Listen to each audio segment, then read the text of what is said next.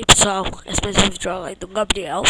Já ensinei como trocar aqui seu nome, aqui para colocar seu nome do lado, várias coisas, fazendo um vídeo de desligar o PC do seu amigo, muito mais aí, beleza? Agora eu vou estar fazendo um vídeo de como você pode deixar sua pasta invisível, como essa daqui, ó, nesse canto, fica assim.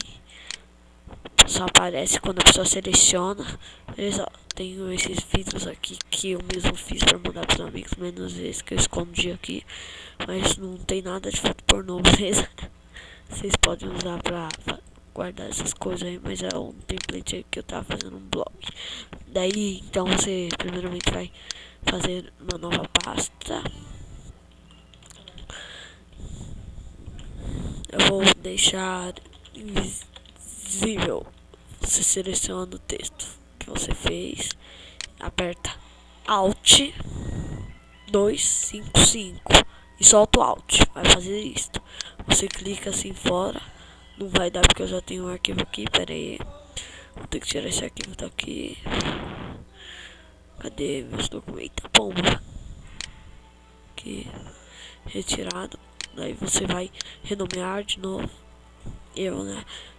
Alt o 255 e solta. E clica do lado de fora. Vai ficar assim, invisível. Você clica com o botão direito. Propriedades, beleza? Propriedades aí. E você vem personalizar. Aí, alterar ícone. Aqui. Pera. Tá abrindo aqui. Abriu, daí vai ter aqui as pastas pra você procurar. Depois dessa vem essa pasta em branco, que ó, você escolhe.